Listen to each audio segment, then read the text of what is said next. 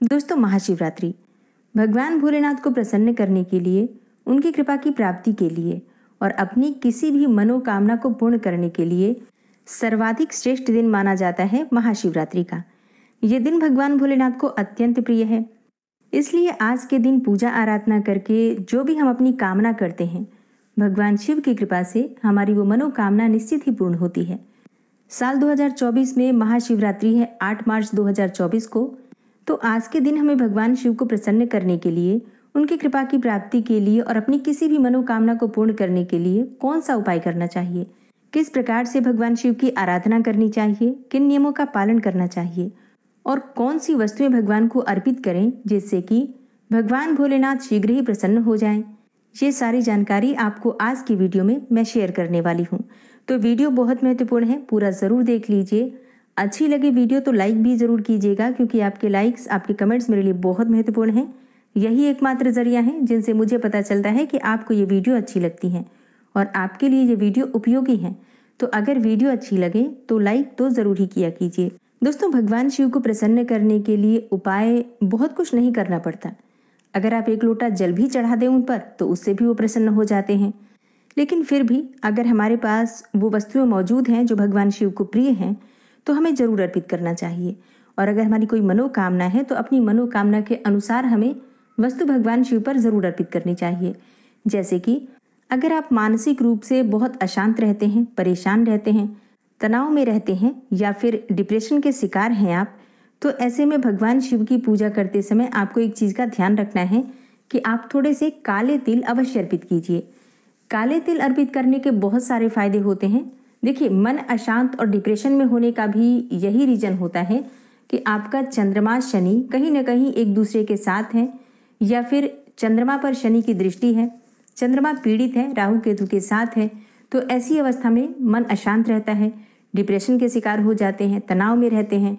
और अगर आप शनि की 7.5 या ढैया से परेशान हैं, तब भी आप ऐसी अवस्था में परेशान रहते हैं, आर्थिक रूप से भी, शारीरिक रूप से भी और मानसिक रूप से भी।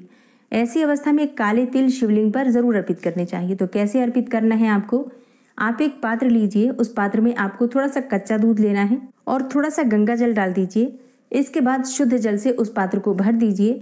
इसमें आपको थोड़ा सा शक्कर डालना है, थोड़े से चावल के दाने, अखंडित चावल के दाने और थोड़ा सा काला तिल, चुटकी भर काला तिल डाल दीजिए।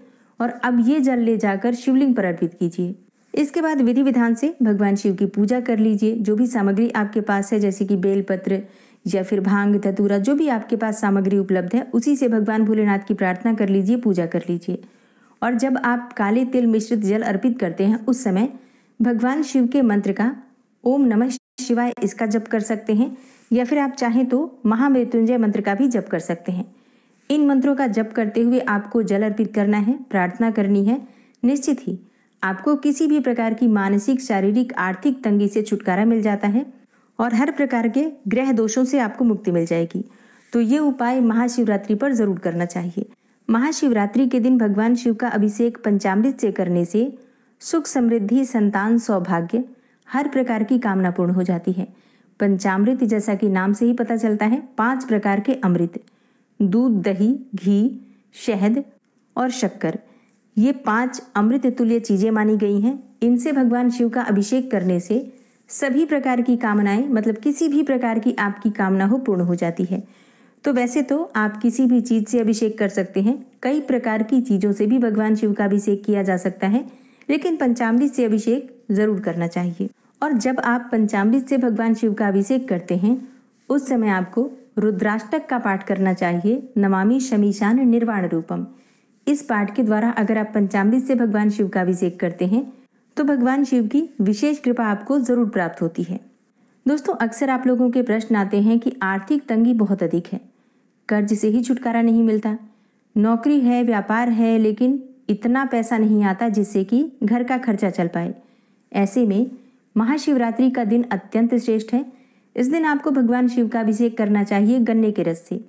गन्ने के रस से अगर शिवलिंग का अभिषेक किया जाए, और इसके साथ ही मंत्र कौन सा होगा? श्री सूक्त का। श्री सूक्त का पाठ आपको कम से कम 3 बार करना है। अधिक कर सकते हैं, चाहे तो 11 बार कर सकते हैं, 21 बार कर सकते हैं। मतलब इतना श्रेष्ठ दिन है और आप आर्थिक रूप से परेशान हैं तो गन्ने के रस से अभिषेक करते समय आपको श्री सूक्त का पाठ करना चाहिए और भगवान शिव से प्रार्थना कीजिए। बहुत जल्दी आपके घर में चमत्कारी रूप से माता लक्ष्मी की कृपा बनेगी। दोस्तों, अगर आप लंबी बीमारी से परेशान हैं, बहुत अधिक बीमार रहते हैं या फिर घर में बीमारियां ही बहुत अधिक हैं, एक व्यक्ति बीमार पड़ से ठीक होता है तो दूसरा फिर बीमार पड़ जाता है, अगर इस प्रकार की स्थिति आपके घर में है तो ऐसे में आपको भगवान शिव का अभिषेक करना चाहिए कुशा से। कुशा एक घास होती है, वैसे तो बहुत जल्दी आसपास ही मिल जाती है, लेकिन अगर आपको नहीं मिल पाती है तो आप पूजा की दुकान पर, जहाँ पर पूजा की सामग्री मिलती है, वहाँ से कुशा लेकर आइए और वो कुशा जल में डाल दीजिए। उसी कुशा के द्वारा भगवान शिव का अभिषेक कीजिए। थोड़ा सा गंगा जल मिश्रित जल होना चाहिए, शुद्ध जल, और उसी से भगवान शिव का अभिषेक करना है। कुशा के द्वारा ही जल लेकर आपको 108 बार जल से अभिषेक करना है भगवान शिव का। मतलब एक ही पात्र में से कुशा के द्वारा जल लेकर और शिवलिंग पर डालते जाइए और महामृत्युंजय का जप करते जाइए। इस प्रकार से अगर महामृत्युंजय मंत्र के द्वारा आप अभिषेक करते हैं कुशा के जल से और जो व्यक्ति बीमार है उसके लिए प्रार्थना करते हैं भगवान शिव से, तो निश्चित ही आपके जीवन में जो परेशानियां हैं उससे आपको मुक्ति मिलती है और शीघ्र ही बीमारियों से राहत मिलती है। अगर आपकी संतान प्राप्ति की कामना है तो आपको 11 शिवलिंग बनाना है आटे से। गेहूं के आटे से 11 शिवलिंग बना लीजिए। हर शिवलिंग का अभिषेक आपको करना है, मतलब एक शिवलिंग का एक बार पहले अभिषेक कीजिए और अभिषेक करते समय आपको शिव महिम्न स्तोत्र का पाठ करना है। शिव महिम्न स्तोत्र के द्वारा आपको 11 शिवलिंग का एक एक करके अभिषेक करना है और फिर भगवान भोलेनाथ से प्रार्थना कीजिए तो बहुत जल्दी आपके घर में बच्चे की किलकारी गूंजती है। उत्तम और योग्य संतान की प्राप्ति के लिए ये उपाय सर्वोत्तम है और महाशिवरात्रि के दिन ये उपाय करना अपने आप में वरदान के समान है। तो जरूर कीजिए अगर आपको संतान प्राप्ति की कामना है तो।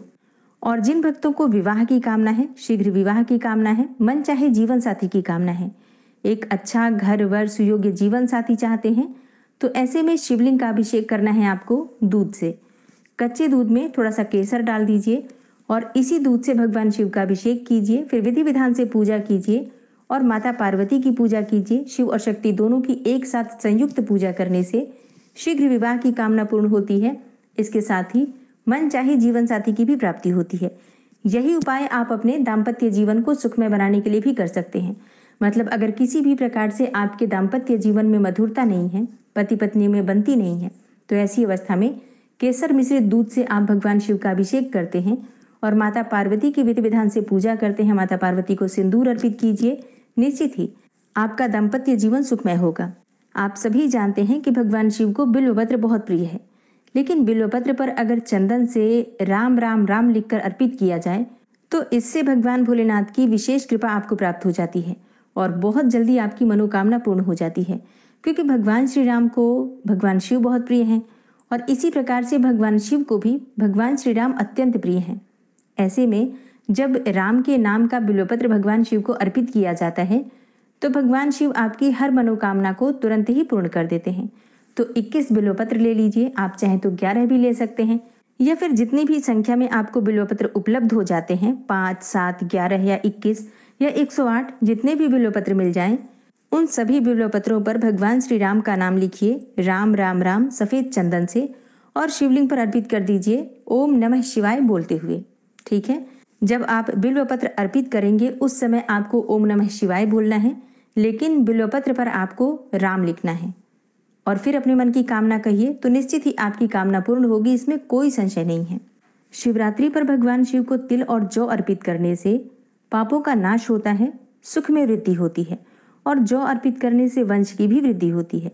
तो अगर आपको संतान प्राप्ति में बाधाएं आ रही हैं, वंश की वृद्धि रुकी हुई है, तो ऐसी अवस्था में शिवलिंग पर जौ अवश्य अर्पित कीजिए और थोड़े से काले तिल भी। इससे बहुत जल्दी आपकी मनोकामना पूरी होगी। अगर आपका भाग्योदय नहीं हो रहा है तो ऐसी अवस्था में शिवलिंग पर रुद्राक्ष की माला अर्पित कीजिए और माला अर्पित करने के बाद भगवान शिव का अभिषेक कीजिए। उसके बाद वो माला उठाकर आप स्वयं धारण कीजिए भगवान शिव के प्रसाद स्वरूप में। तो इससे जल्दी ही आपका भाग्योदय हो जाएगा। किसी भी प्रकार की ग्रह दशा हो तो उससे आपको मुक्ति मिलती है और भगवान शिव की विशेष कृपा आपको प्राप्त होती है। रुद्राक्ष की माला आप हमेशा धारण कर सकते हैं। ध्यान सिर्फ इतना रखना चाहिए कि मांस मदिरा का सेवन रुद्राक्ष की माला पहनकर नहीं करनी चाहिए। मतलब अगर आप रुद्राक्ष धारण करें तो आपके लिए सात्विक रहना आवश्यक है। महाशिवरात्रि की शाम को शिव मंदिर में या फिर घर के आसपास कोई बिल्व वृक्ष हो तो वहाँ पर अगर आप एक दीप दान करते हैं तो इससे आपकी मन चाही कामना पूर्ण हो जाती है। चाहे धन प्राप्ति की हो, संतान प्राप्ति की हो, विवाह की हो या फिर कोई भी और मनोकामना हो, समस्त मनोकामनाएं सिर्फ दीप दान करने से पूर्ण हो जाती है। तो इस दिन दीप दान जरूर करना चाहिए शाम के समय शिव मंदिर में जाकर या फिर बिल्व वृक्ष के नीचे। शिवरात्रि के दिन अगर कोई भी नंदी बैल आपको मिल जाते हैं तो उन्हें हरा चारा जरूर खिलाइए। इससे आपके जीवन में सुख समृद्धि आती है और परेशानियों का भी अंत हो जाता है। शिवरात्रि के दिन भगवान शिव की कृपा की प्राप्ति के लिए गरीबों को या असहाय व्यक्तियों को भोजन कराना श्रेष्ठ माना जाता है। इससे घर में कभी भी अन्न और धन की कमी नहीं होती। मछलियों को आटा डाल सकते हैं, मतलब आटे की गोलियां बनाकर डाल सकते हैं। आसपास कोई भी जीव हो, जैसे कि कुत्ते हैं, गाय हैं, कौवे हैं, किसी भी जीव को अगर आप भोजन देते हैं तो इससे भगवान शिव प्रसन्न होते हैं और आप पर उनकी शीघ्र ही कृपा हो जाती है। तो महाशिवरात्रि पर अपनी इच्छा के अनुसार, अपनी कामना के अनुसार इनमें से आप कोई भी उपाय कर सकते हैं और कोई भी उपाय अगर आप सच्चे मन से करते हैं तो निश्चित ही आपकी कामना पूर्ण होती है। और महाशिवरात्रि के दिन 4 पहर की पूजा का विशेष महत्व होता है। तो चारों पहर कौन कौन से होंगे, मतलब कौन सा समय होगा 4 पहर की पूजा का और किस विधि से 4 पहर की पूजा की जाएगी, ये सारी जानकारी आपको आने वाली वीडियो में मिलने वाली है। तो चैनल से जुड़े रहिए ताकि सारी जानकारी आपको सही समय पर प्राप्त हो जाए। मिलती हूँ मैं आपसे अगली वीडियो में, तब तक के लिए जय श्री राधे।